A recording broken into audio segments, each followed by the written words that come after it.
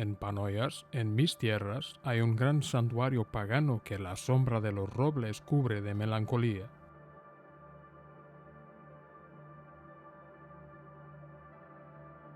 Formado por toscos altares excavados en el granito, la credulidad de nuestros antepasados apaciguaba allí, sacrificando reses, la furia de los dioses de entonces.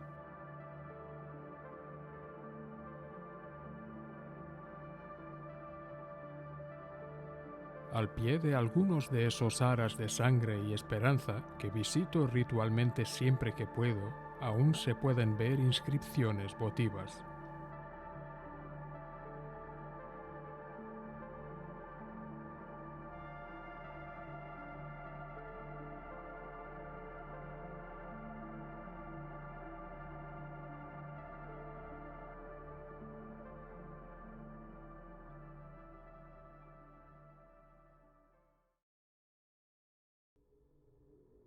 Descubre Portugal con nosotros. Haz clic en me gusta, suscríbete y deja tu comentario. Tu apoyo y opinión son muy importantes para nosotros. Gracias.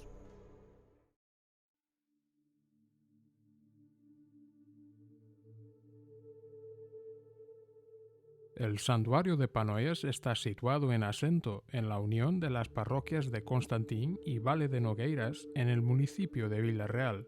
Clasificadas como Monumento Nacional desde 1910, las Fragas de Panoyas, como también se las conocía, se alzan a 460 metros sobre el nivel del mar en una región montañosa caracterizada por afloramientos de granito de principios del Paleozoico. La zona correspondiente a la región de Trás-os-Monts ha estado habitada ininterrumpidamente desde el Paleolítico. Entre otros pueblos, los lusitanos vivieron aquí hasta que los romanos conquistaron la región en 127 a.C., dirigida por el general Décimo Junio Bruto, que más tarde sería apodado Calaicus o Galaicus.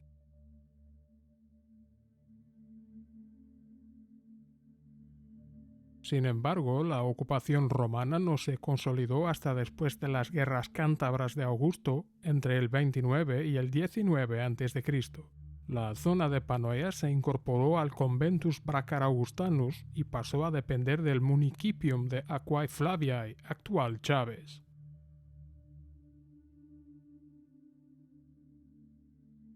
Además de las aguas termales, esta región geográfica fue un centro de extracción de metales, con las ricas minas de oro de Tres Minas y Jales situadas a unos 20 kilómetros de Panoyas. Ya en la antigüedad tardía, esta ciudad figura con el nombre latino de Panonias en el Parochiale Suevorum de 569 d.C. como sede de una parroquia perteneciente a la diócesis sueva de Braga. El origen del nombre Panoyas no está consensuado y se han sugerido hipótesis como una derivación de Penas Auri, acantilados dorados, mientras que el nombre original Panonias no es compatible con esta explicación. Fernando Russell Cortez sugirió que el nombre se debía a que era la séptima legión gemina Félix la que ocupaba esta región, como confirman las inscripciones del puente romano de Chaves, y que fueron ellos quienes introdujeron aquí los cultos orientales. Esta legión fue trasladada a tierras ibéricas desde la región de Panonia, a orillas del Danubio, y es posible que los soldados tomaran este nombre como homenaje. Geza Alfoldi, investigador húngaro que estudió este santuario, propuso la posibilidad que el topónimo Panoyas evolucionara a partir del término indoeuropeo pan o pen, lo que significaría agua, pero la ausencia de manantiales significativos en este lugar hace poco probable esta hipótesis. El nombre Panoyas también está asociado al término arcaico portugués panoias, derivado de pan en el sentido de cereal utilizado en el proceso de panificación existente en Galicia bajo la forma panoia. Este topónimo aparece en otros lugares del actual Portugal, concretamente en una antigua parroquia del municipio de Braga, en la parroquia de Panoias de Cima, en Guarda, y también en una antigua parroquia del municipio de Urique, en el Alentejo. Además del santuario, es posible que aquí hubiera una zona de habitación o incluso un yacimiento romano, como indican los diversos restos encontrados aquí a lo largo de los siglos y a menudo reutilizados en la construcción de edificios modernos. Entre ellas se encuentran fustes de columnas, ahora empotrados en muros, así como estelas epigráficas de diferentes tamaños y estados de conservación, dos de las cuales presentan inscripciones más largas. La primera está dedicada a Flavio Albino por su muy piadosa esposa Maximina, y la segunda es una dedicatoria hecha por Tauracutio, hijo de Apolta, a Trites, hijo de Mebdo, que fue enterrado allí. La relativa grandeza e importancia de este lugar continuó hasta la época suevo-visigoda, cuando los reyes visigodos Sisebuto y Viterico acuñaron moneda en Panoias. Los informes también mencionan la existencia de tumbas antropomorfas en esta zona, lo que confirma una ocupación continua que se prolongó hasta la Edad Media.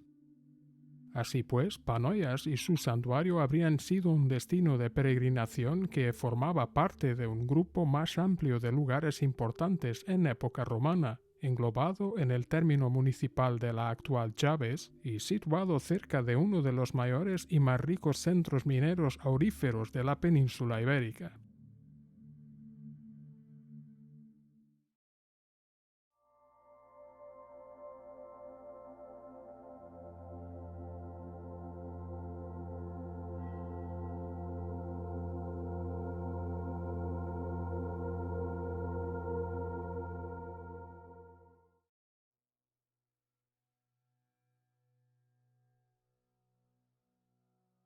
A lo largo de los siglos, este lugar ha despertado gran interés entre los lugareños, que lo han asociado a menudo con leyendas de moros encantados y las ideas habituales de tesoros escondidos, sino también por algunos de los primeros investigadores del patrimonio arqueológico de Portugal.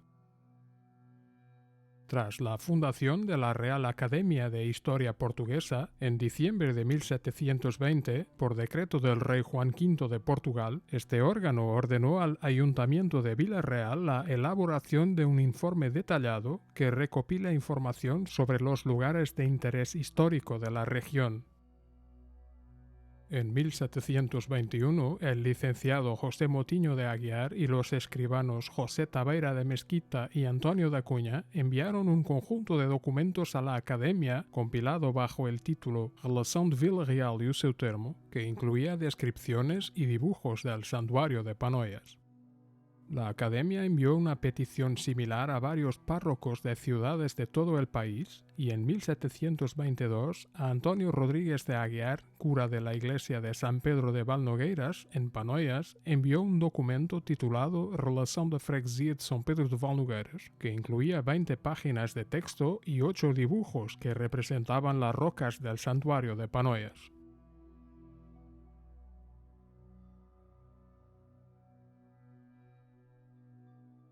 Más tarde, en 1732, Jerónimo Contador de Argote, miembro fundador de la Real Academia de Historia Portuguesa, leyó ambos informes y publicó extractos de los mismos en los que se describían las rocas talladas e inscritas. En el primer volumen de Memórias para a História Eclesiástica do Arcebispado de Braga, Argote, que nunca visitó Panoias en persona, acompañó el texto con 11 ilustraciones hechas por Gabriel François Louis de Brie. Este último se basaba en los dibujos incluidos anteriormente en los informes y añadía varios cambios neoclasicistas que los hacían menos fiables.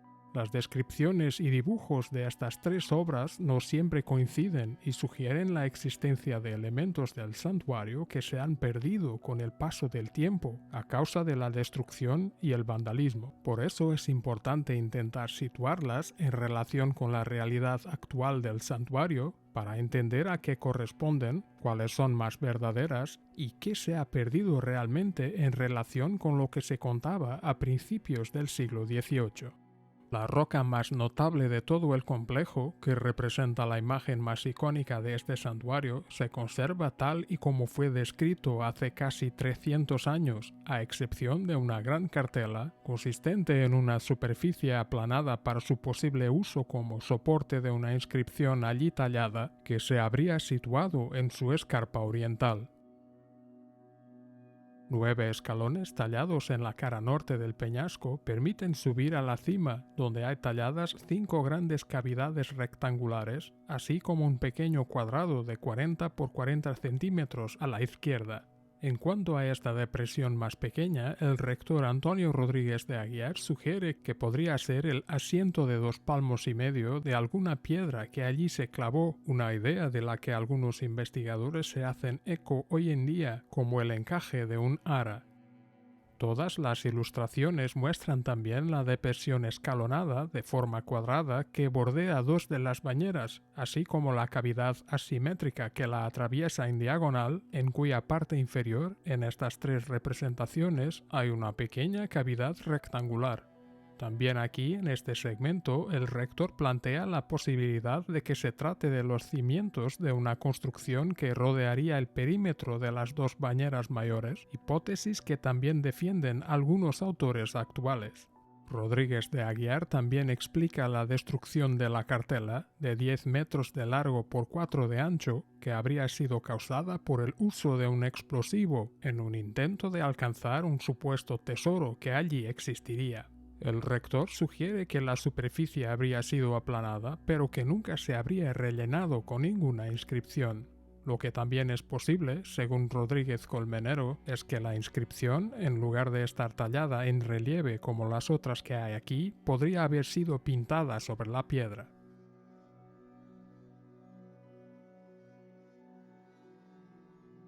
Todos los autores coinciden en que esta roca está orientada hacia el sur, en comparación con la analizada anteriormente. Los redactores del ayuntamiento y Argote indican erróneamente que es de mármol, describiéndola como cercana al suelo, aunque en las ilustraciones aparece como una roca saliente. Todas las descripciones mencionan que el rectángulo tallado en la roca debía de tener una tapa con bisagras o algo similar. Esta roca se ha conservado hasta nuestros días.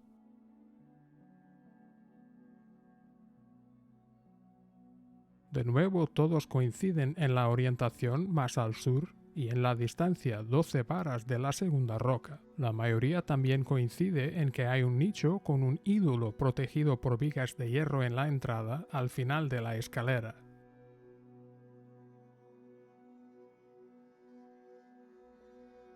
En su ilustración, los redactores del ayuntamiento presentan 2 cartelas sin inscripciones, una a cada lado de la escalera. Rodríguez de Aguiar, por su parte, señala solo una cerca de la escalinata, pero señala otra más a la izquierda.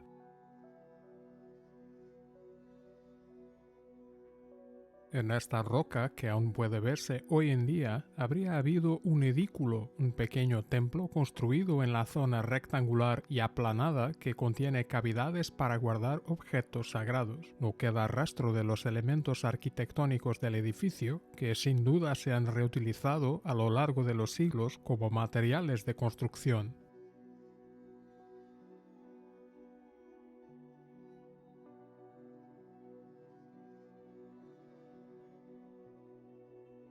Rodríguez de Aguiar considera que el grupo de 2 rocas descrito por los redactores del ayuntamiento y por Argote es un solo.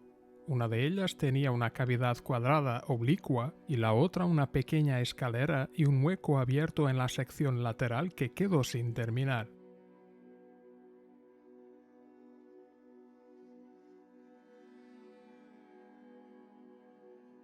Esta roca fue probablemente borrada para la construcción de edificios modernos, dejando solo una extraña cavidad con un perfil oblicuo que puede corresponder a un intento de iniciar la construcción de un túnel, abandonado desde entonces.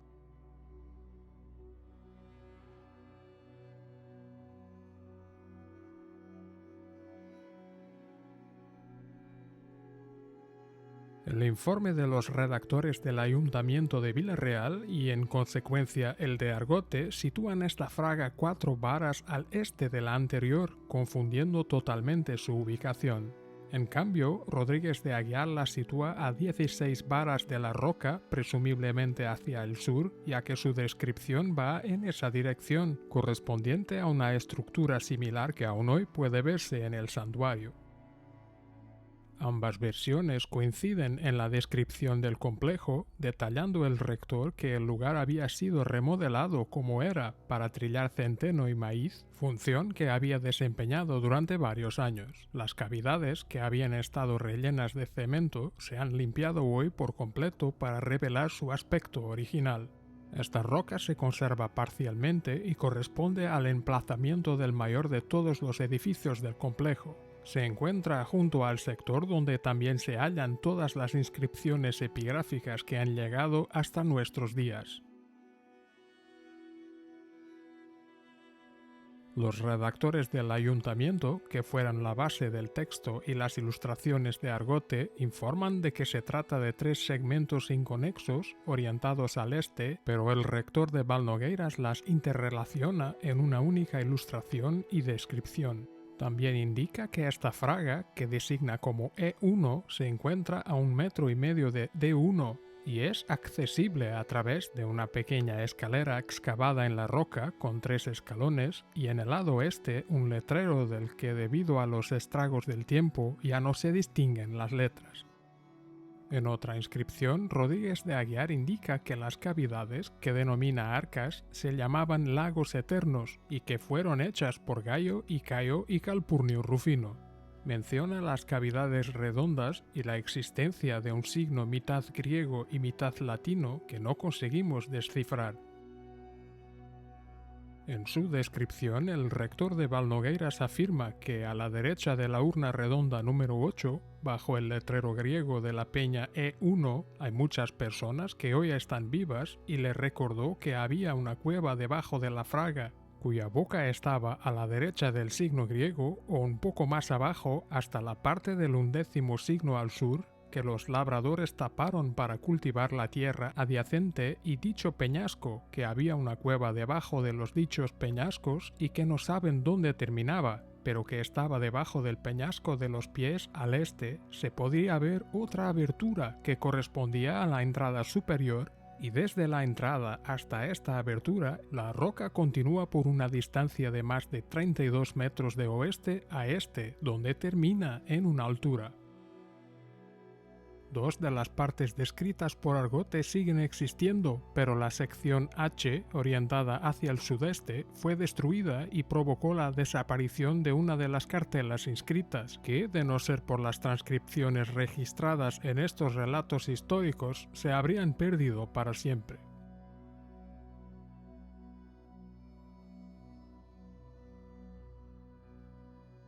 Esta roca, hoy desaparecida, estaría en la zona de entrada del actual centro de recepción de visitantes del santuario de Panoyas. Las descripciones mencionan la existencia de 3 huellas inscritas, los llamados podomorfos, situados junto a una cavidad cuadrada que estaba conectada a un canal tallado en la roca que conduciría el líquido depositado en la cavidad hasta el borde de la roca, provocando su salida. Aquí tendría su salida el mencionado túnel, descrito por los lugareños al rector de Valnogueiras. Esta roca también tenía una cavidad rectangular más grande. Ambos relatos atribuyen una finalidad utilitaria a esta roca que se encuentra dentro de la localidad de Valdenogueiras y fuera del área actualmente delimitada por el santuario. Hoy también ha desaparecido, a excepción de algunos rastros detectados por Rodríguez Colmenero. Rodríguez de Aguiar tenía muchas dudas sobre su utilidad, señalando que estaba a unos 500 pasos de distancia o por disparo de mosquete en el lado sur de una colina donde había una roca que habría sido un lagar, pero no tenía tapas.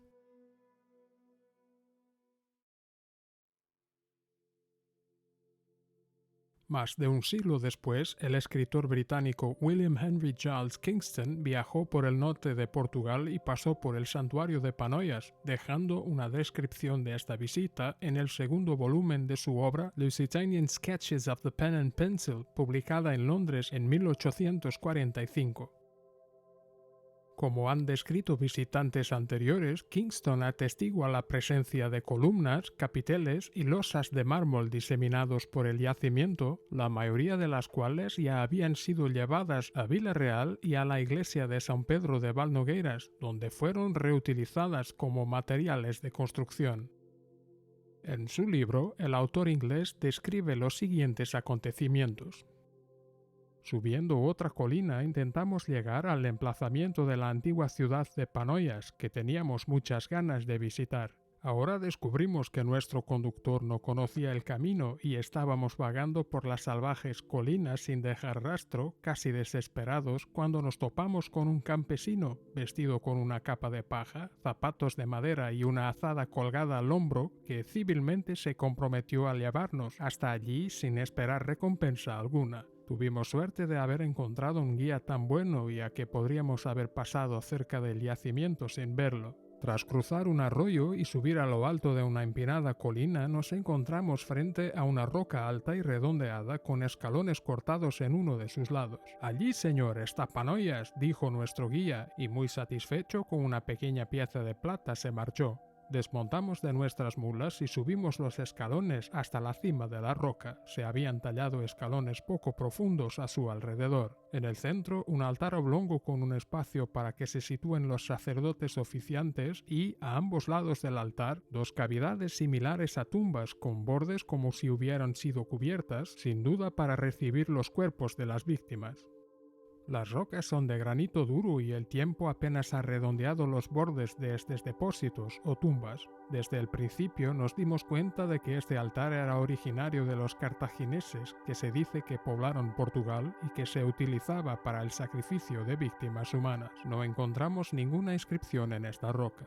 Vimos varias cabañas cerca del lugar y una mujer que salió de una de ellas, civilizada, para enseñarnos el lugar donde estaban las inscripciones, nos aseguró que eran de la época de los moros, señalando dos huellas en la roca, hechas respectivamente por un hombre y una mujer de este antiguo pueblo, supuestamente magos. La gente corriente atribuye invariablemente a los moros todo rastro de épocas pasadas. Mientras seguíamos investigando, apareció el cura del pueblo y se ofreció amablemente a llevarnos a otros lugares dignos de ver. Primero nos llevó a una tumba en un jardín tallada en roca sólida, con lugares formados para sostener la cabeza y los hombros. Debía de ser para una mujer o un hombre muy pequeño. Nuestro reverendo guía nos dijo que al abrirla estaba llena de una sustancia blanca que parecía mármol, pero que era muy suave y brillaba al sol. Se descubrieron otras numerosas tumbas, algunas con esqueletos que se desmoronaron de forma natural al quedar expuestos al aire. Constantemente se descubren monedas y el sacerdote me ofreció una que había encontrado recientemente con un gladiador en una cara y la cabeza de un emperador en la otra, pero la inscripción era ilegible. También es frecuente encontrar columnas, capiteles y losas de mármol, pero la mayor parte de las ruinas de la ciudad fueron tomadas para construir las murallas de Vila-real. La última torre fue destruida recientemente para construir un campanario para la iglesia y el sacerdote había colocado un capitel corintio en un lado de la parte superior y un trozo de la sustancia brillante encontrada en la tumba en la otra. A lo largo del siglo XIX, este lugar recibiría más visitantes notables, concretamente Alejandro Herculano y Gabriel Pereira, en un siglo que culminaría con la importante visita en 1888 por José Leite de Vasconcelos, pionero de la arqueología en Portugal y posterior fundador del Museo Arqueológico Nacional. Este investigador dedicó a Panoias varios textos de la revista O Arqueólogo Portugués, que él mismo fundó, así como múltiples páginas a lo largo de los 3 volúmenes de su obra seminal Religiones de Lusitania. Aunque clasificado como monumento nacional desde 1910, el lugar no se desbrozó hasta 1942 y en 1951 se realizó un levantamiento topográfico. Desde entonces, el yacimiento ha merecido más atención por parte de los investigadores nacionales y extranjeros. El terreno fue adquirido por el Estado en 1993, vallado en 1995 y limpiado de la presencia de algunos edificios modernos. En 2004 se abrieron las taquillas, la librería y un pequeño auditorio, con lo que el recinto quedó accesible a los visitantes. Sin embargo, hasta la fecha no se ha realizado aquí ninguna excavación arqueológica con las metodologías actuales.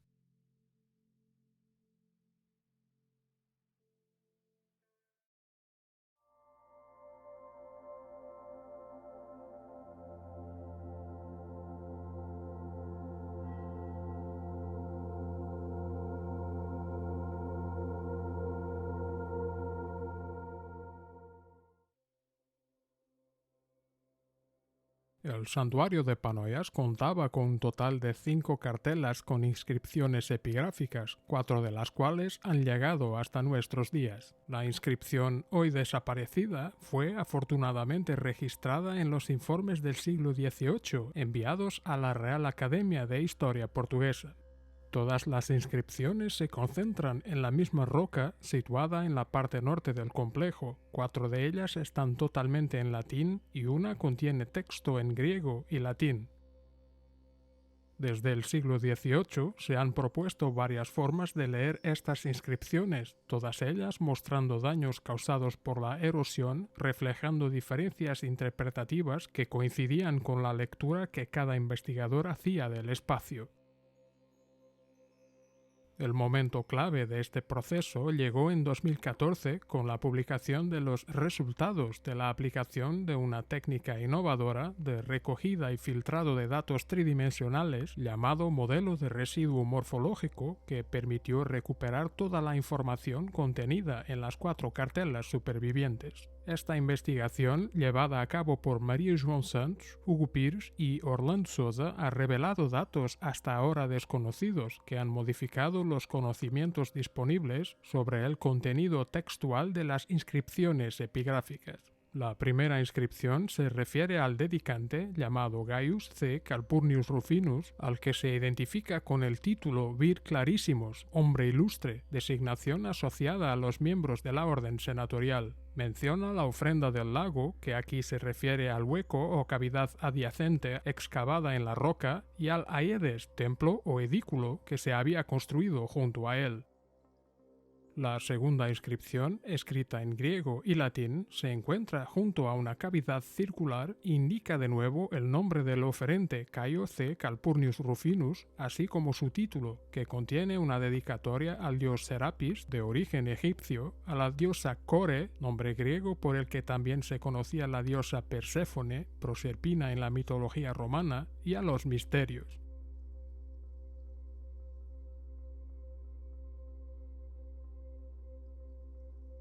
La tercera cartela tiene una inscripción más larga en latín con el mismo oferente que las anteriores, dedicando el lago, cavidad rectangular adyacente, a los dioses y diosas, indicando que allí se incineraban víctimas sacrificiales en cumplimiento de un voto. También indica que el templo cercano estaba dedicado a todas las divinidades, incluidas las de los lapiteas.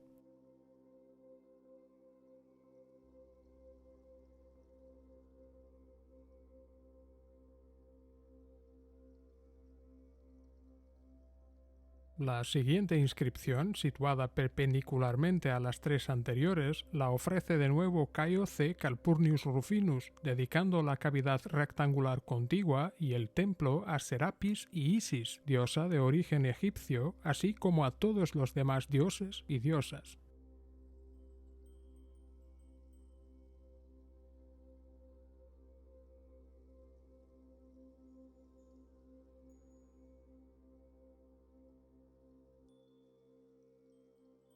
La quinta inscripción, hoy desaparecida, nos llegó a través de los informes elaborados por los redactores del Ayuntamiento de Vila-real y el rector de Valnogueiras en el primer cuarto del siglo XVIII. Contenía una dedicatoria de las víctimas sacrificadas e inmoladas a los dioses, explicando parte del proceso de sacrificio, que consistía en incinerar las vísceras en las cavidades cuadradas y verter la sangre en los agujeros adyacentes.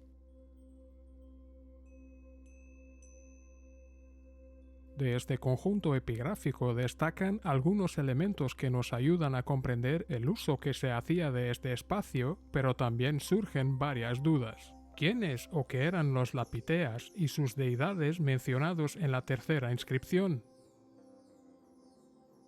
¿Quién era Caio Calpurnius Rufinus, que aparece como figura central en 4 de las inscripciones?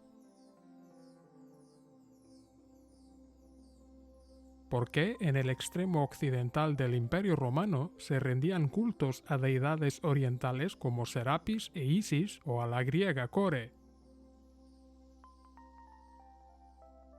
El origen del santuario de Panoias es indudablemente anterior a la romanización, hecho confirmado por las marcas en algunas de las rocas que apuntan a creencias y rituales ancestrales.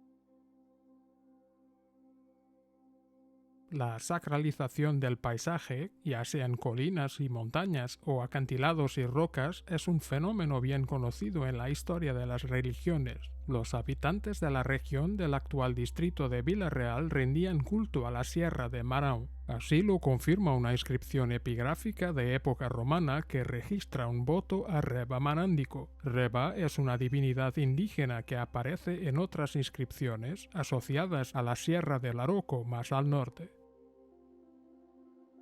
Sabemos poco sobre los rituales de estos pueblos o incluso sobre el significado de los signos que dejaron tras de sí. Las cazoletas talladas en la gran roca de Panoias, a las que se han añadido pequeños canales, podrían servir para contener líquidos, pero ¿cuáles? ¿Sangre de víctimas de sacrificios? ¿Agua con algún significado sagrado, como la lluvia, por ejemplo? El fenómeno de las cazoletas, que se remonta al Neolítico y continuó durante la Edad de los Metales, suele asociarse a lugares sagrados y a lugares donde hay grabados rupestres. Pueden aparecer aislados, agrupados e incluso interconectados a través de pequeños canales o surcos tallados en la roca.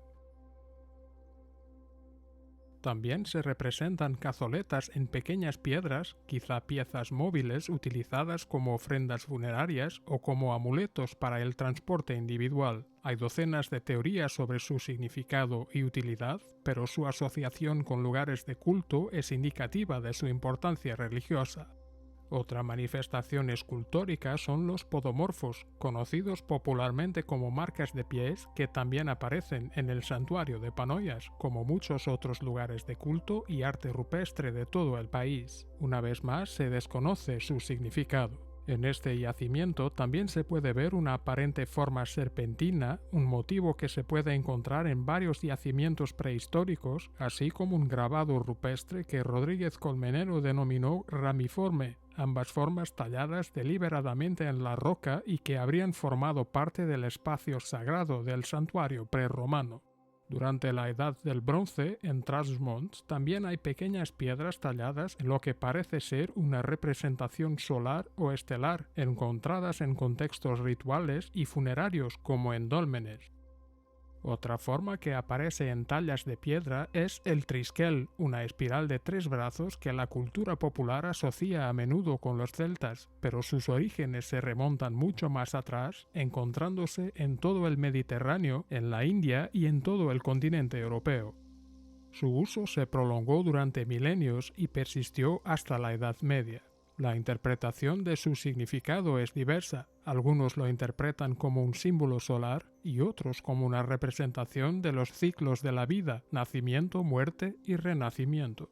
La tercera inscripción de Panoias contiene el pasaje Numina Lapitearum, que ha generado cierta controversia sobre su interpretación. El investigador Amílcar Guerra sugirió que el término derivaba del latín lapis, piedra o roca, designando así a deidades vinculadas a la naturaleza rocosa del lugar. Otras lecturas consideran que designa a divinidades locales, las lapiteai, que podrían estar vinculadas al agua como las ninfas. También existe la posibilidad de que sea el nombre de una población indígena, los lapiteas, que habrían vivido aquí y cuyas divinidades fueron invocadas por Calpurnius Rufinus en la inscripción que había creado como forma de integrar los cultos locales en el santuario de Panoias. En cuanto a Cayo Calpurnius Rufinus, el historiador húngaro Géza Alföldi sugirió la posibilidad de que esta figura procediera de Asia Menor, más concretamente de Perga, en la región de Panfilia, en la actual Turquía, zona en la que existe constancia del nombre Calpurnius Rufinus y por la inscripción griega donde aparece la devoción a Serapis en clara observancia de los arquetipos alejandrinos. El arqueólogo Antonio Rodríguez Colmenero interpreta su nombre como Gaius C. Calpurnius Rufinus, Cayo Calpurnio Rufino. La C que aparece entre Cayo y Calpurnio es leída por él como posible significado de Cai Filius, es decir, hijo de Cayo. En cuanto al acrónimo VC, generalmente se interpreta como Vir Clarissimus, lo que indica que se trataba de una personalidad del Ordo Senatorialis. Esta designación crea algunos problemas en cuanto a la explicación de la presencia de tal figura en Panoias, ya que debería estar relacionada con la minería metálica en esta región, lo que le convertiría en miembro de la llamada clase ecuestre, una posición social demasiado elevada. Por ello, se ha sugerido que Calpurnius Rufinus era un legatus juridicus, un funcionario del gobierno provincial, un censor del orden senatorial enviado en misión extraordinaria para ordenar la provincia o, finalmente, un legatus augusti propretor de la provincia en viaje de inspección y devoción a Panoias sin carecer de predecesores. Colmenero se inclina por esta última hipótesis, ya que este hombre ilustre estaba imbuido de la nueva fe en las divinidades orientales, convirtiéndose en apóstol de estas doctrinas, fusionándolas en Panoias con las creencias locales preexistentes. El culto a Serapis se fundó formalmente entre los reinados de Ptolomeo I Sóter y Ptolomeo II Filadelfo entre el 306 y el 282 a.C., siendo presentado como deidad tutelar de la ciudad de Alejandría, entonces capital de Egipto durante la llamada dinastía ptolemaica. Esta devoción se convirtió en un importante instrumento político y religioso para unir a las poblaciones egipcia y griega en la veneración de una deidad sincrética que reunía características de ambas tradiciones culturales y religiosas. La leyenda relativa al origen de la deidad Serapis, que aparece en el tratado Isis y Osiris del historiador y filósofo griego Plutarco, subraya la asociación que se hizo entre el dios griego Plutón, que más tarde correspondería al Hades romano, y el nombre de Serapis dado por los egipcios. Otros relatos han querido asociar el origen del culto a Serapis con Alejandro Magno, probablemente como forma de legitimar su importancia, asociándolo a la figura del notable conquistador y fundador de la ciudad de Alejandría. Sin embargo, el origen de Serapis es casi con toda seguridad egipcio. Desde el año 3000 a.C., el culto al toro Apis, Hap, en egipcio, término vinculado al movimiento de las crecidas del Nilo, que tenía a Menfis como principal foco de atracción, tenía gran importancia al ser una representación de la fuerza viril del faraón reinante y constituir el poder divino del dios Ptah que presidía aquella ciudad egipcia.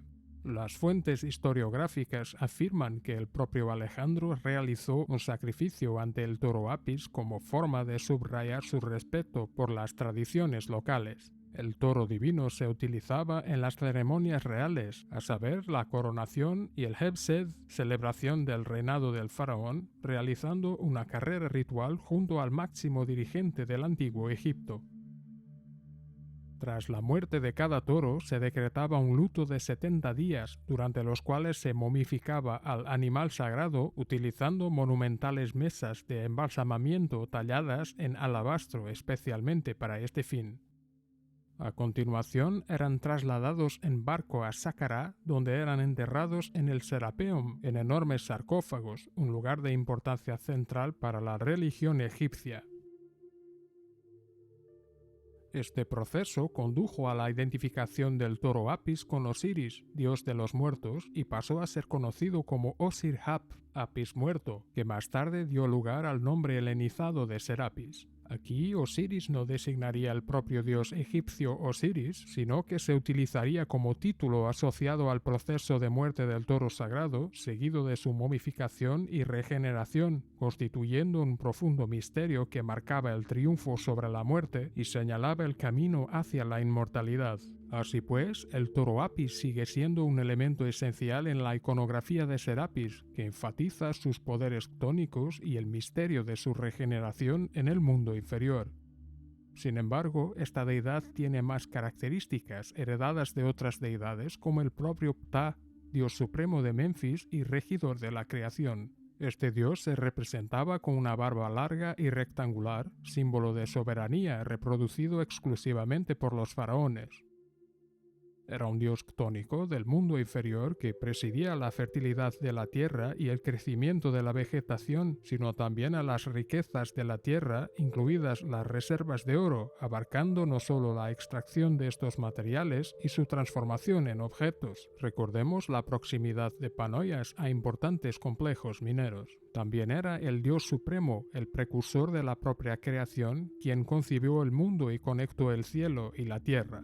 Serapis también incorpora características traídas del culto a Osiris que arraigó en el antiguo Egipto en todas las principales necrópolis, ya sea por sí mismo o en forma de deidades compuestas que combinaban las características de dos o más dioses. Osiris simbolizaba la resurrección ofrecida a los justos en la otra vida. Así pues, el sincretismo entre diferentes cultos y múltiples divinidades era algo que ya existía en el antiguo Egipto y que se mantuvo vivo durante el periodo ptolemaico, por lo que la aparición de una deidad como Serapis no era nada nuevo. Otro culto firmemente asentado en época grecorromana fue el de Isis, con la que se identificaban a las vacas que en Menfis parían al toro Apis. También fueron objeto de un culto y un enterramiento especial, en este caso en el Iseom, situado en las inmediaciones del Serapeum de Saqqara.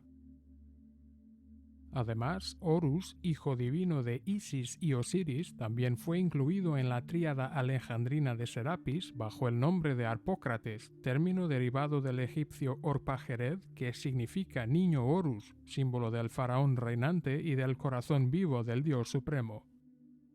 Core, también conocida como Perséfone en la mitología griega y correspondiente a la Proserpina romana, era una diosa, hija de Zeus y Deméter. Se convirtió en la reina del inframundo tras ser secuestrada por su tío Hades, dios del inframundo y de los muertos. Rescatada por Hermes, acabó viviendo en las estaciones cálidas en el Olimpo, regresando al inframundo en la otra mitad del año. Esta existencia entre dos mundos ha llevado a asociarla con rituales funerarios, pero también con las estaciones, las flores y las frutas que emergen en primavera, como Core regresando a la luz celestial del Olimpo. Este mito fue el origen de los llamados misterios eleusinos, un conjunto de ritos de iniciación que se celebraban inicialmente en la ciudad de Eleusis, cerca de Atenas, en Grecia. No se sabe cuándo comenzó esta tradición, pero adquirió prestigio en las épocas helenística y romana.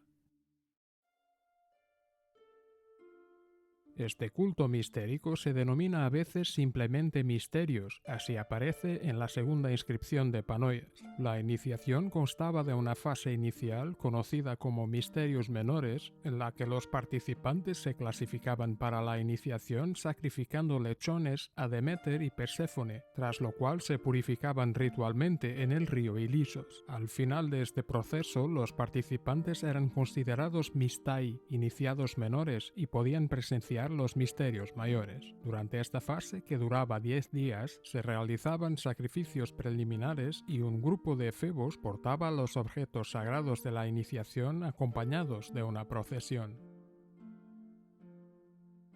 A continuación, los mistai entraban en el recinto tras lavarse las manos con agua lustral. Parte del ritual consistía en que los participantes caminaran al puerto de Atenas, donde se purificaban en el agua del mar y limpiaban lechones. Tras regresar a la ciudad, los animales eran sacrificados.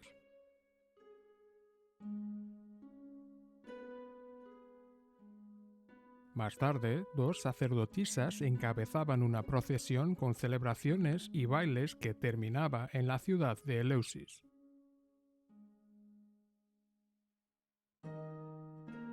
Los mistai llevaban antorchas en su camino. Después, los participantes se reunían en un edificio llamado Telesterion, en un ritual que implicaba la ingestión de una bebida, el ciceón, que según diversos expertos tenía efectos psicoactivos, probablemente por la inclusión de cebada infectada con claviceps. Este hongo contiene ergotamina, un alcaloide que según algunos investigadores está en el origen de las intensas experiencias vividas por los iniciados en los misterios eleusinos.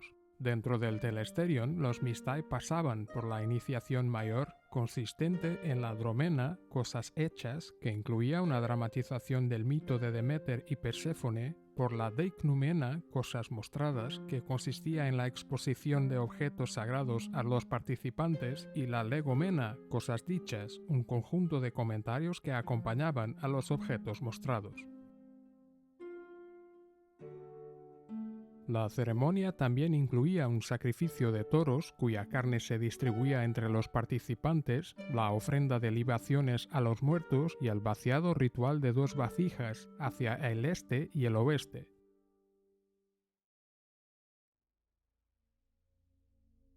El culto a Serapis se extendió desde Alejandría, consolidándose como una divinidad que unía a los egipcios con los griegos. Luego se extendió por todo el Mediterráneo a través del ctonismo que heredó de Osiris, así como de los misterios asociados a él.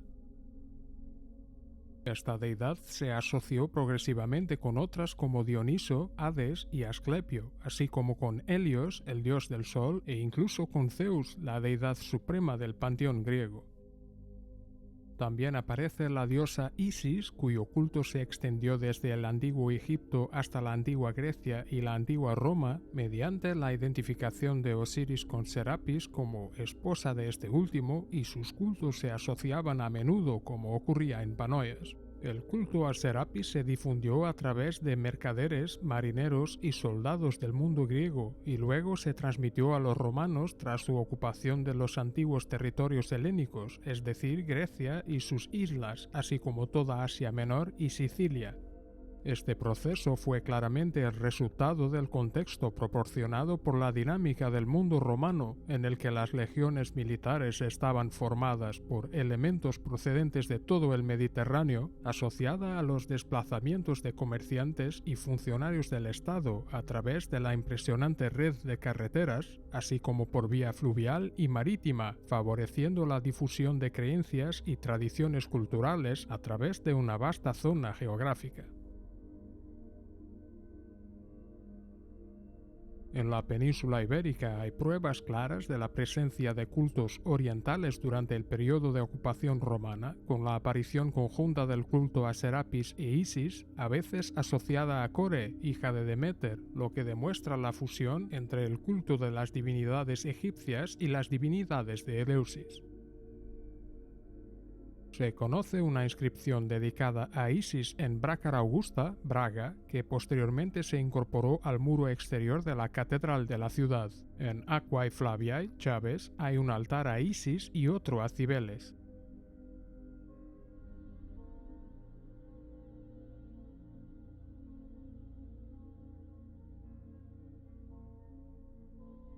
También hay posibles topónimos en la región que podrían revelar un patrimonio vinculado a estas divinidades, sobre todo en el pueblo de Ithai, posiblemente derivado de Iseum, y Serapicus, nombre que aparece en varios lugares y pueblos de la región y que puede estar relacionado con el adjetivo latino Serapicus. Las inscripciones del santuario de Panoias, que hacen referencia a la introducción del culto a Serapis en la región por Calpurnius Rufinus, datan del periodo comprendido entre finales del siglo II y principios del siglo III después de Cristo, cuando reinaba Septimio Severo.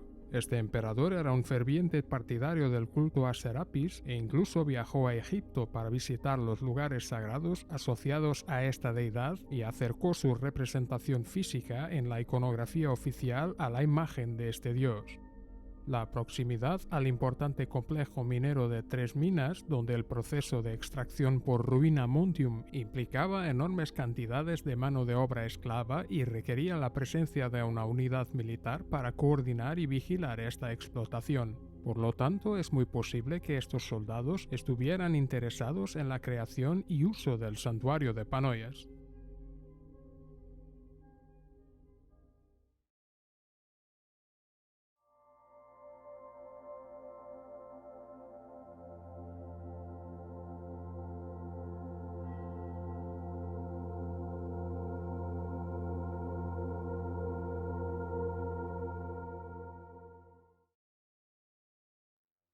El santuario de Panoias es el mayor y más completo de su tipo en toda la península ibérica y constituye un yacimiento arqueológico único a escala europea. Sin embargo, existen otros santuarios rupestres en el Portugal actual que pueden ayudar a enmarcar Panoias, tanto a través de inscripciones epigráficas que ofrecen pistas sobre las creencias y rituales de los pueblos que habitaban la región antes de la ocupación romana y que posteriormente se romanizaron, como a través del tipo de estructuras talladas en la roca y los emplazamientos elegidos para ello. En cuanto a la epigrafía, uno de los ejemplos más importantes de Portugal es la inscripción de Cabeço das Fraguas en el municipio de Guarda, que está grabada en un acantilado a unos 1020 metros de altitud orientada al este. La inscripción, que data del siglo II después de Cristo, está escrita en caracteres latinos, pero en una lengua paleohispánica llamada lusitana, haciendo posible la mención de divinidades locales, Trebopala, Trebaruna y la mencionada Reba, en cuyo nombre debían realizarse sacrificios específicos de animales como ofrenda. Otra inscripción muy importante es la de Lemos de Moledo, tallada en una roca de la parroquia de Moledo, en el municipio de Castrodaire. Constituye una de las escasas evidencias epigráficas de la llamada lengua lusitana y es una de las inscripciones más estudiadas para comprender a los pueblos prerromanos de la península ibérica. Se remonta al siglo II o I a.C., cuando la península ibérica se estaba romanizando. La inscripción está escrita de arriba a abajo en caracteres latinos, pero no se utiliza el latín y se mencionan términos desconocidos que pueden identificar divinidades, comunidades o incluso lugares que indican una fase de transición cultural y lingüística entre los indígenas y los ocupantes romanos. Existen varios ejemplos importantes de santuarios rupestres en el norte de Portugal. Algunos están ubicados en el municipio de Miranda do Douro, incluido el lugar sagrado de Santo Albino, donde se pueden ver unas cazoletas, una cavidad con asiento y una especie de lagareta tallada en el granito. También en el municipio de Miranda do Douro, en la localidad de Ifanes, se encuentra la Fraga de Rodela, un lugar sagrado que se remonta a la Edad de Hierro y se caracteriza por escalones tallados en la roca de granito, así como por una cavidad rectangular tallada en otro rectángulo mayor. En la localidad de Garfe, en el municipio de Póvoa de Lañoso, hay un curioso santuario rupestre, también conocido como Penedo das Pies, compuesto por un conjunto de 3 cavidades excavadas en la cima de un afloramiento rocoso, 2 de ellas rectangulares, y el mayor en forma de T. En los alrededores hay otras estructuras talladas en las rocas que podrían ser depósitos o tumbas, lo que indica la existencia de un espacio sagrado mayor. Suele situarse en el contexto galaico-romano, pero se echa en falta una investigación arqueológica del yacimiento para conocer mejor su origen y uso. En la localidad de Vilar de Perdices se encuentra el altar de Penascrita, un afloramiento de granito en el que se han tallado 3 escalones que conducen a un conjunto de 3 entalles excavados en la roca en forma de E con una cavidad rectangular que sobresale del centro. Podría ser un lugar de culto para las poblaciones indígenas durante la Edad del Hierro y posteriormente se romanizó, como confirma la inscripción de una de las caras del altar, en la que la Legión Séptima Gemina lo consagra al dios Laroco, asociado a la montaña del mismo nombre, compañero de Júpiter. Cerca de allí, en 1969, durante la apertura de la carretera 508, se encontraron 2 aras romanas con inscripciones epigráficas, una dedicada al dios Laroco y la otra a Júpiter. Empotrado en un muro de la iglesia de San Miguel de Vilar de Perdices, oculto por el subcoro y solo visible a través de una trampilla, hay una estela de piedra que algunos consideran una representación del dios Laroco. La viril figura masculina sostiene un martillo en la mano derecha, símbolo asociado al trueno, quizá de ahí su relación en las inscripciones con Júpiter, también dios romano del trueno, que hace referencia a deidades del universo celta como Dagda o Sucelus. Pero es en Valpazos, en la localidad de Argeriz, donde se encuentra el santuario rupestre con similitudes más directas al de Panoias. también conocido popularmente como Pies dos Moros, consta de dos depósitos rectangulares dispuestos en dirección este-oeste que se excavaron en paralelo en un afloramiento de granito cercano al suelo. El mayor mide 2,5 metros de largo y el menor 2,2 metros, con anchuras y profundidades similares.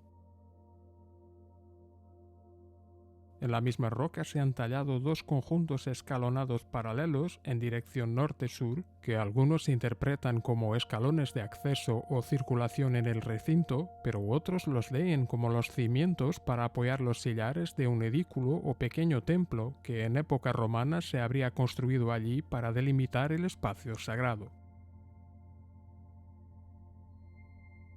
Se identificó una inscripción en letras latinas con los caracteres APA-DAV en la sección plana del lado izquierdo de la cavidad mayor. Además, en el lado izquierdo de la cavidad más pequeña también hay inscritos caracteres, pero interpretar el significado de ambos es imposible sin una investigación más profunda.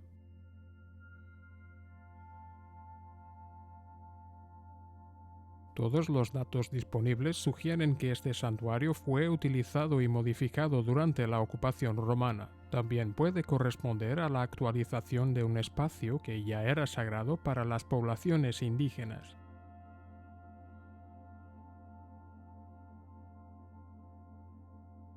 En varias piedras cercanas a la roca de los tanques y escalones se pueden ver múltiples cavidades redondeadas que podrían ser el resultado de la erosión, pero que en algunos casos parecen haber sido talladas para reforzar su forma circular u ovalada.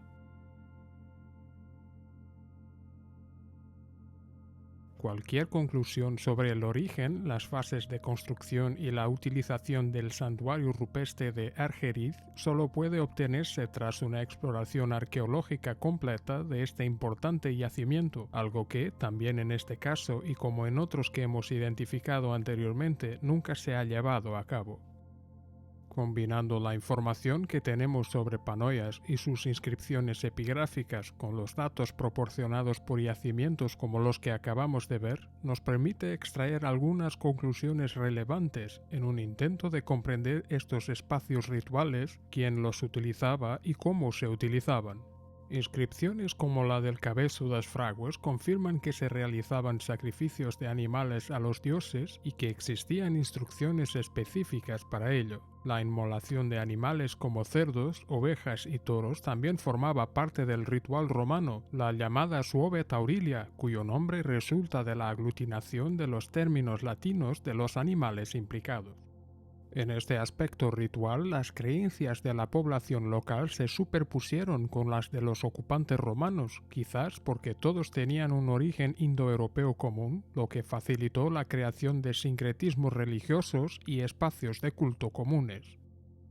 En estos santuarios rupestres, de los que Panoias es el ejemplo más contundente, es imposible no advertir la importancia de la sacralización de los elementos naturales y los paisajes por parte de los pueblos indígenas. Esto se expresa tanto en el uso de peñas y rocas como espacios sagrados y cultuales, como en el culto a deidades vinculadas a montañas como Marao o Laroco, por ejemplo.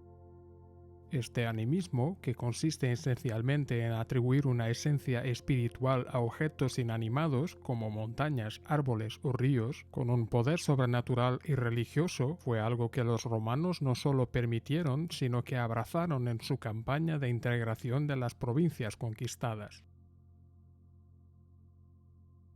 Esto ocurrió tanto a través de la integración de deidades locales en sus espacios rituales, junto con sus propios dioses, como en la asociación de divinidades importadas del Oriente Mediterráneo, como Serapis o Isis, a las características de estas divinidades regionales, todas ellas incluidas como destinatarias de los sacrificios, ya fueran sangrientos o no. Muchos de estos cultos persistieron durante siglos, mucho después de la caída del Imperio Romano de Occidente, como confirma, por ejemplo, San Martín de Braga, quien en su De Correctione Rusticorum del siglo VI critica los sacrificios en las altas montañas y en los bosques frondosos, así como la construcción de altares a los dioses donde les sacrificaban sangre no solo de animales, sino incluso de hombres, en la creencia de que presidían ríos, manantiales y bosques. Este obispo suevo y promotor de la cristianización señala también que en su época se encendían velas cerca de las rocas, los árboles, las fuentes y en los cruces de caminos.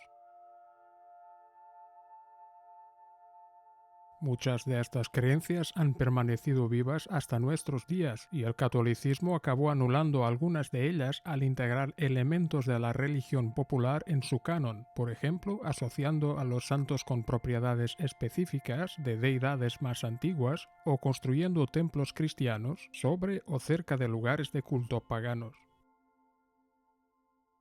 ¿Cómo entender entonces el santuario de Panoias a la luz de toda esta contextualización, combinando lo que sabemos sobre las culturas indígenas que habitaron este lugar con las pruebas de los cambios introducidos durante la romanización tanto en el espacio como en los cultos?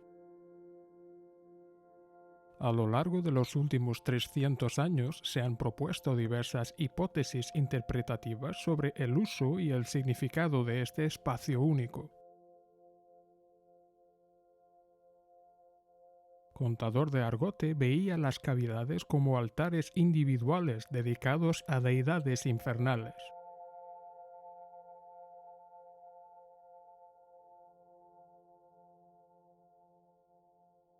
Más tarde, Gabriel Pereira sugirió que el espacio podría tener una función mixta entre lo religioso y lo industrial, pudiendo utilizarse algunas de las cavidades para lavar mineral.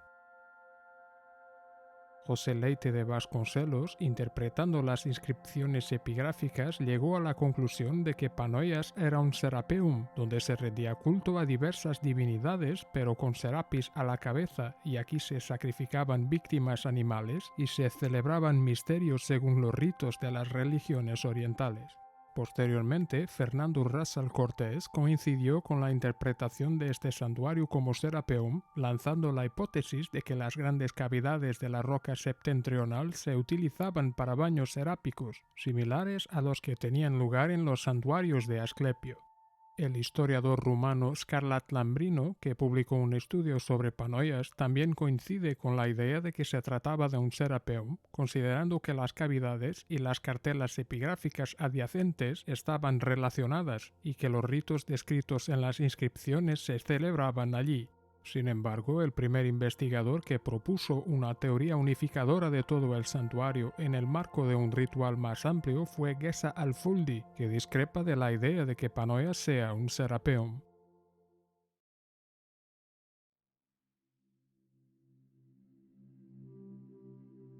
Según él, los candidatos a la iniciación, llamados Mistai, entraban en el recinto por el lado suroeste, avanzando hasta la primera inscripción, hoy desaparecida. Allí cada mistes leía el texto y se le informaba de lo que tenía que hacer, en este caso la inmolación y el sacrificio de la víctima. La ruta avanzaría hasta la siguiente inscripción, orientada al norte, donde los mistes aprenderían que los dioses severos presidían este recinto y que el edículo situado detrás de ellos era su templo. El candidato subiría a la plataforma por las escaleras que flanquean la inscripción, quemando las vísceras sobre las cavidades rectangulares o quadrata. Luego retrocedería y haría un giro a la izquierda, siguiendo el lado oeste de la roca donde hay 3 inscripciones más correspondientes al mismo número de cavidades excavadas en la roca. Sería aquí, en la segunda inscripción escrita en griego y latín, donde se informaría al mistes del nombre de Serapis como la más alta divinidad del santuario.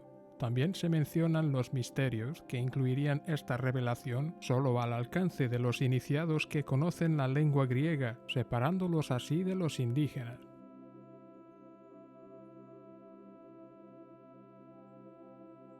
La carne de la víctima del sacrificio se asaba en la cavidad redonda adosada y era consumida allí por los mistai.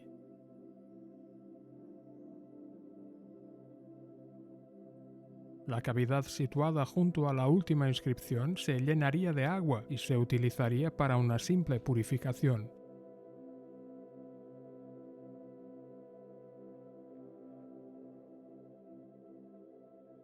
El ritual continuaría por el edículo sur y luego por la sección central donde hay más cavidades rectangulares, culminando en la gran roca del norte, donde los mistes sufrirían un ritual de muerte, entierro y resurrección, terminando su iniciación alcanzando una nueva y espléndida vista en la cima de esta peña.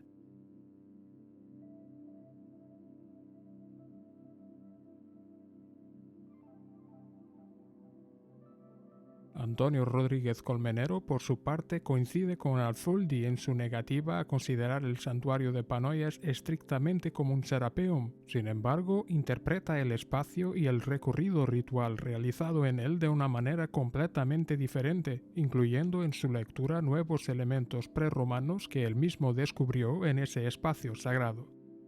De este modo, Colmenero llama la atención sobre las evidencias de cultos indígenas en este yacimiento, concretamente los ya mencionados podomorfos, el serpentiforme y el ramiforme, así como las cazoletas en la cima de la gran roca con los 9 escalones, consistentes en concavidades con pequeños canales que las conectan. La mención de los lapiteas en una de las inscripciones, que podría referirse a los indígenas que se asentaron aquí, y la posición geográfica de Panoias, enclavada en un entorno natural con espléndidas vistas de la Serra do Marão, que sabemos que era venerada a través de inscripciones epigráficas como montaña sagrada, apuntan a un establecimiento ancestral de rituales religiosos en este recinto. Sin embargo, no se sabe qué peticiones se hacían a esta y otras deidades que se veneraban en este sitio, y es probable que se tratara de ofrendas para obtener favores relacionados con la salud, la fertilidad y la protección contra otros peligros que se pudieran conjurar. Tras el inicio de la ocupación romana, el santuario pasó probablemente por un periodo inicial de adaptación de los espacios de culto a las necesidades y exigencias de los nuevos rituales allí incorporados, dando lugar a la apertura de cavidades, bañeras y escalinatas. Colmenero sugiere que en esta época Panoias pudo ser un lugar de culto al aire libre, formado por pequeños santuarios individuales. En un tercer momento se habría producido una transición hacia la fase final, en la que el santuario se habría convertido en un espacio más integrado, marcado por un recorrido ritual entre las distintas rocas e implicando nuevas estructuras erigidas allí, correspondientes a la intervención de Calpurnius Rufinus y al establecimiento de cultos místicos de origen oriental. Así, tomando como referencia la gran roca septentrional de Panoias, el santuario, según Colmenero, pasó por 3 fases de evolución.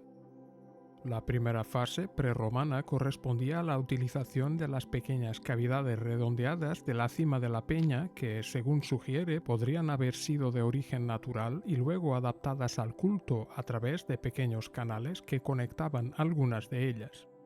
La segunda fase, durante la ocupación romana, habría consistido en la apertura de las 5 grandes bañeras rectangulares. Se sugiere la posibilidad de un muro en el borde occidental de la roca, al menos en la sección entre los 2 conjuntos de cavidades. La tercera y última fase sería la excavación de los niveles escalonados alrededor de las 2 piscinas mayores, con un perímetro aproximadamente cuadrado, que servirían de cimientos para un pequeño templo. Tal edificio mantendría el uso de las 2 bañeras paralelas, pero inutilizaría la diagonal. El recinto sagrado del santuario de Panoias, que ha llegado hasta nuestros días, se divide esencialmente en 3 sectores principales: el septentrional, que incluye la gran roca con las cavidades más grandes, el central y el meridional, donde se encuentran todas las inscripciones conservadas. Los 3 sectores presentan cavidades excavadas en la roca con dimensiones, formas y profundidades diferentes. ¿Cuál sería su función? Antonio Rodríguez Colmenero distinguió 4 categorías según sus características y posición relativa.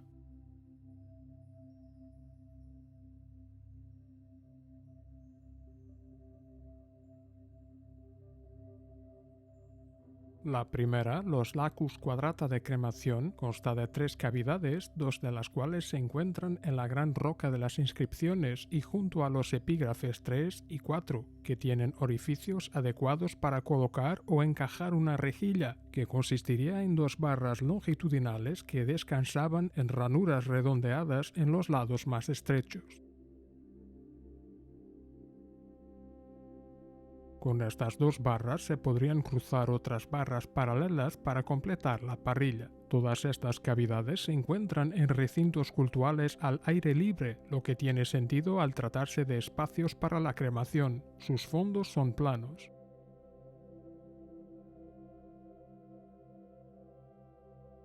Junto a estos quadrata también hay agujeros cuya función no está clara. ¿Eran huecos para algún tipo de pequeño estandarte o bandera? ¿Habrían servido para las bases de pequeñas estatuas? ¿Se utilizaban para contener líquidos en rituales y sacrificios? Sus bordes tienen una ranura en todo el perímetro, lo que indica la posible colocación de algún tipo de revestimiento o tapa de metal o piedra, por ejemplo, cuando las cavidades no estaban en uso.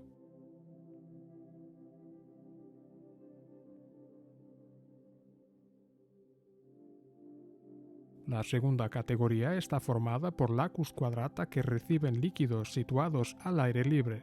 Este conjunto de cavidades, dos rectangulares y uno circular, no tiene soportes para rejillas, pero tiene una cavidad circular en el fondo para recoger las últimas gotas del líquido que contendrían.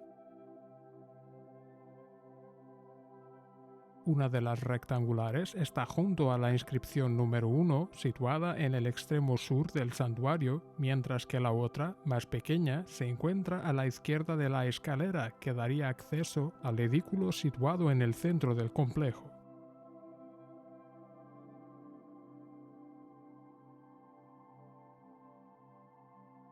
En el caso del lacus circular, situado junto a la inscripción grecolatina, Alfoldi sugirió que también tenía una función de cremación. Colmenero no está de acuerdo y señala que los 4 agujeros redondeados, situados a media altura de la pared, no son iguales, siendo utilizados para colocar una cruz de hierro utilizada para sostener un recipiente móvil que contenía agua sacramental para las ceremonias de Serapis, cuando la propia cavidad no la contenía.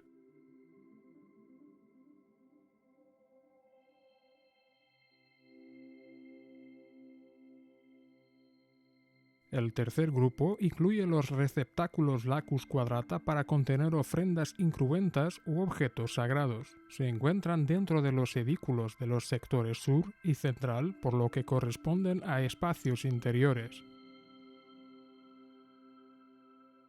Tienen ranuras en todo su perímetro cuando el nivel de la roca no permite colocar una tapa, pero no en todo el largo del borde. En sus 4 bordes hay cavidades que, según algunos investigadores, podrían haberse utilizado para encajar los extremos de hierros que habrían actuado como bisagras sobre las que giraría una puerta.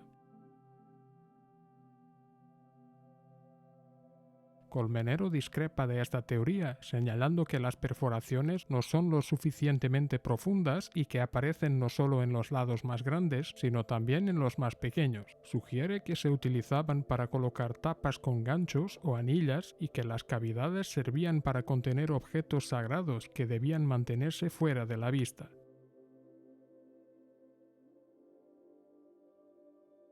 La cuarta y última categoría incluye los grandes lacus de la roca de 9 escalones, un grupo de 5 grandes bañeras situadas en la cima de la Gran Roca del Norte, cuya función divide a las opiniones. Las 2 bañeras más septentrionales tienen fondos planos e inclinados, siendo el lado oriental más profundo que el occidental.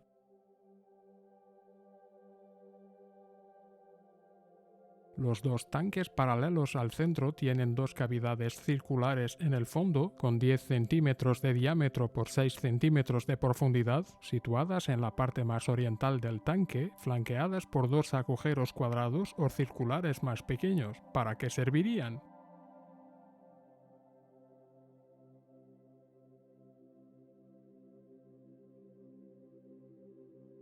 La bañera oblicua también tiene una cavidad rectangular en el fondo de 50 centímetros de largo, 25 centímetros de ancho y 8 centímetros de profundidad, con un borde rebajado para la aparente colocación de una tapa, similar a otras cavidades visibles en este recinto. ¿Serviría para guardar algún objeto sagrado?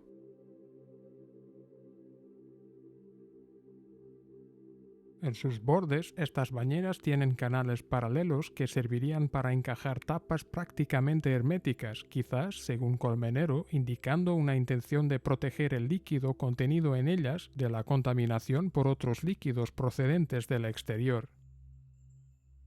Su tamaño sugiere que se habrían utilizado para acomodar a personas tumbadas en decúbito supino, es decir, tumbados de espaldas sobre el fondo, uno de los cuales es lo suficientemente ancho como para que quepan dos personas. ¿Se utilizarían para baños rituales relacionados con ceremonias místicas? ¿O para ritos de incubatio en los que los participantes dormirían en un lugar sagrado con vistas a obtener revelaciones o curaciones divinas?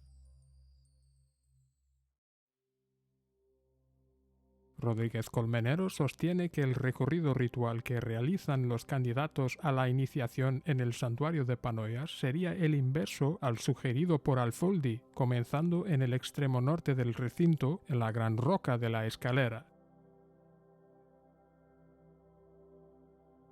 Sobre esta roca se habría construido un edículo o templo, utilizando como cimientos el segmento escalonado que rodea dos de las bañeras, que se convertían así en espacio interior y no se utilizaban para contener líquidos, sino para encajar o sostener objetos sagrados en las cavidades de su fondo.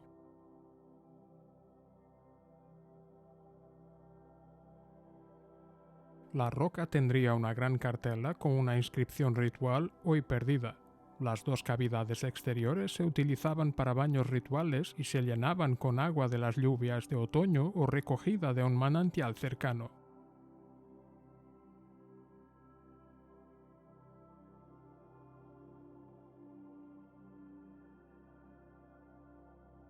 Tomando como referencia los misterios eleusinos, Colmenero sugiere que la depresión cuadrada habría servido para implantar un ara sacrificial donde eventualmente se inmolaría un cerdito. Los mistai se bañaban en las dos cavidades al aire libre, simulando el baño en el puerto de Atenas.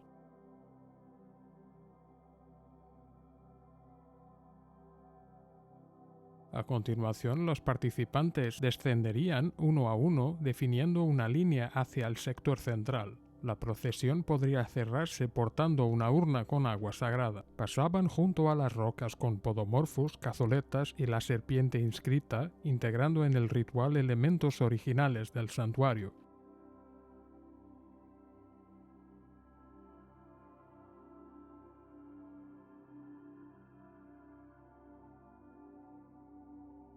El recorrido culminaba con la llegada a la zona de sacrificios en el sector sur del santuario, deteniéndose en el centro de la gran roca que contiene las inscripciones. Las víctimas de los sacrificios cruentos se traían del lado sur y allí tenían lugar las inmolaciones.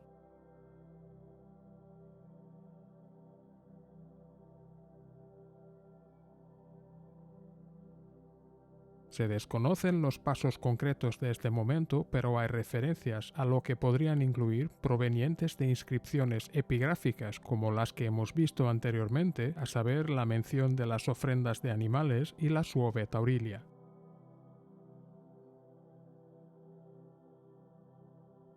También hay representaciones de escenas de sacrificio en piezas arqueológicas como la estela bifronte de Nocelo da Pena, un bajo relieve del tríptico de Frende, así como el hacha sacrificial de bronce de Castelo de Moreira.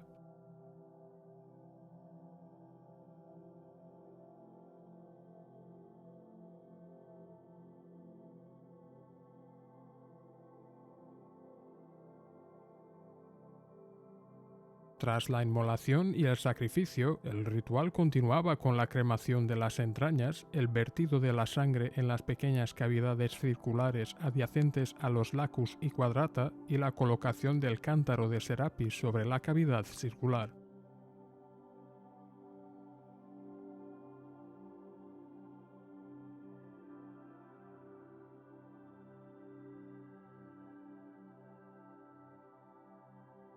A continuación se leerían las inscripciones mandadas escribir por Calpurnius Rufinus, empezando por la más meridional y terminando en la inscripción hoy desaparecida, donde finalizaría la procesión. Colmenero consideró verosímil la descripción de Antonio Rodríguez de Aguiar de un túnel excavado en la roca, debajo o cerca de la inscripción en griego y latín, que conduciría al extremo opuesto del acantilado donde antaño habían podomorfos esculpidos. Esta cueva, que habría sido tapada por los agricultores que cultivaban allí la tierra, tendría unos 25 metros de largo. Colmenero integró esta posibilidad en su recorrido ritual, sugiriendo que terminaría con el Mistay atravesando este túnel, que simboliza el descenso a las tinieblas de las profundidades infernales del inframundo para luego emerger por el otro lado, mirando hacia el este, al reino de la luz.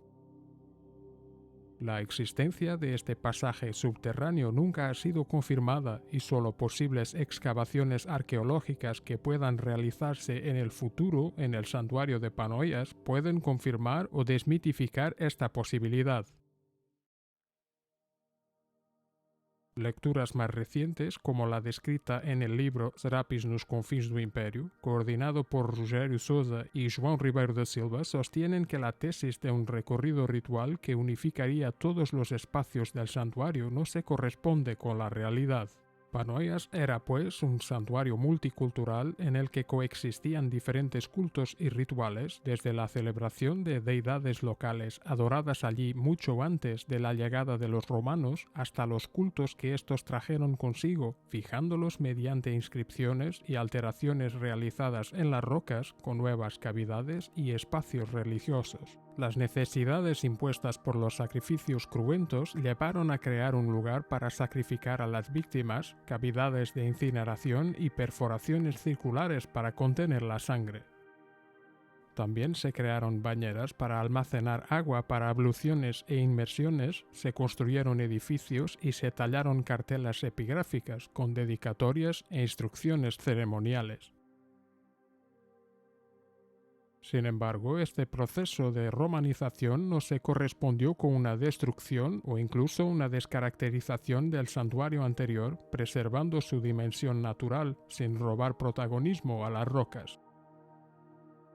La diversidad de deidades veneradas aquí, desde los dioses severos, Manes y Númenes, hasta los Numina Lapitearum y el dios supremo Serapis, parece confirmar la coexistencia de dioses autóctonos e importados, aunque era Serapis quien presidía todo el santuario.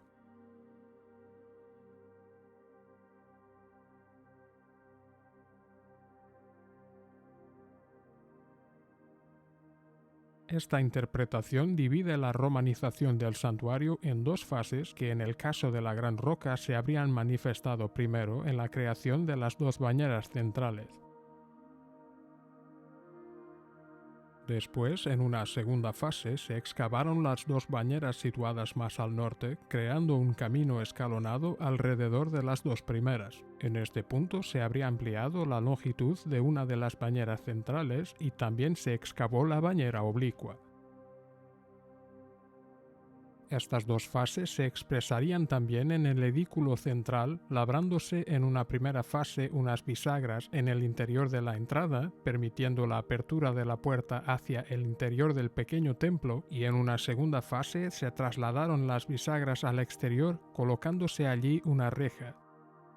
Según esta teoría, en la primera fase de la romanización el santuario estaba dedicado esencialmente a los dioses severos, a los dioses furiosos y a los dioses del lugar. El centro de este culto sería el edículo, enclavado en la roca meridional, con las cavidades en su interior utilizadas como cajas fuertes para guardar objetos específicos, según su tamaño y forma.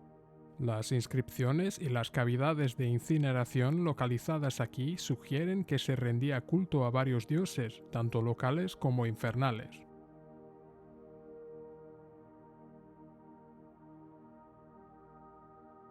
Los cambios realizados en la segunda fase estuvieron relacionados con la conversión del espacio en templo de Serapis por orden de Calpurnius Rufinus. Esto también habría ido acompañado de la introducción de nuevos rituales en la Gran Roca, a saber, la creación de una cripta para la celebración de los misterios serápicos.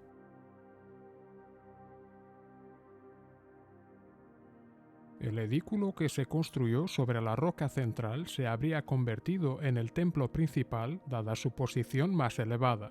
Hubo un mayor cuidado en la preparación de los cimientos de esta, que ahora ha desaparecido por completo en comparación con la que existía en la roca del sur.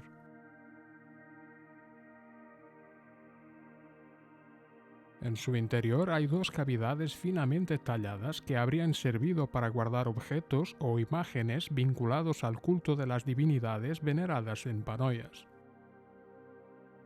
Análisis anteriores de este santuario indicaron que la Gran Roca del Norte también albergaba un edículo de piedra. Sus cimientos se situarían sobre los escalones excavados en la roca formando una planta cuadrangular.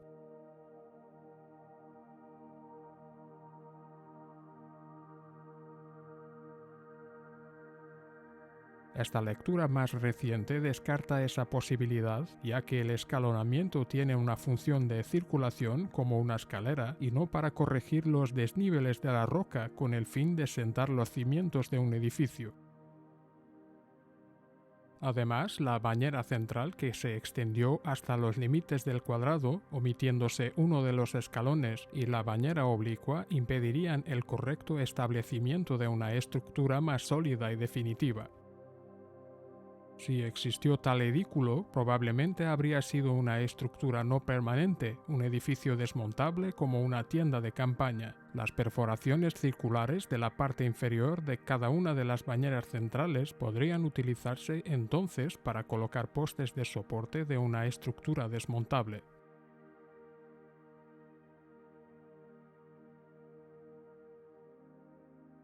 Como vemos, este lugar ha generado diferentes opiniones sobre su uso como lugar de culto, reflejando los cambios en el propio enfoque histórico y la evolución de la comprensión de las pruebas por parte de los investigadores.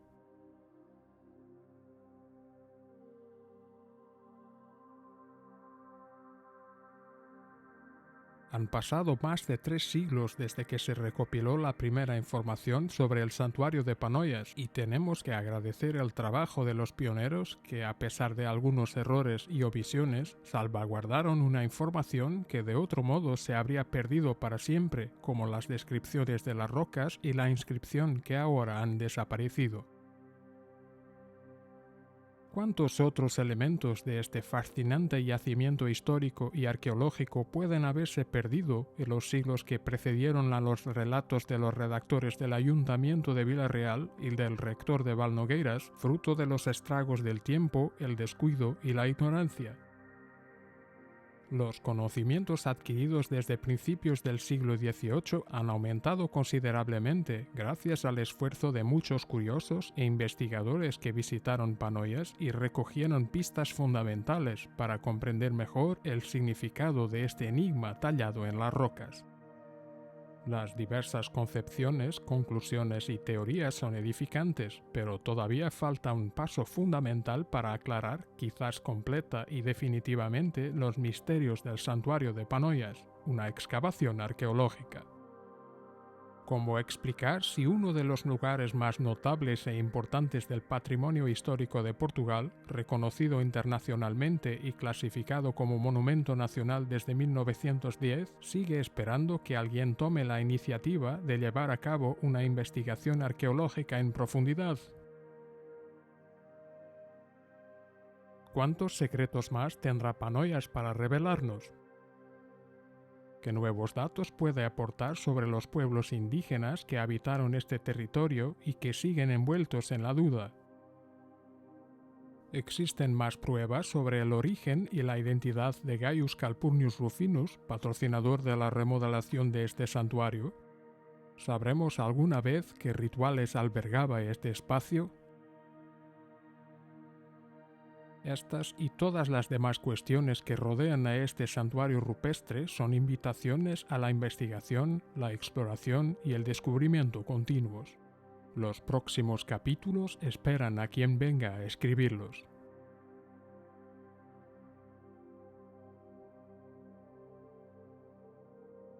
Muchas gracias por acompañarnos a descubrir Portugal. Si le ha gustado el vídeo, haga clic en me gusta y suscríbase al canal para estar al día de nuestras novedades.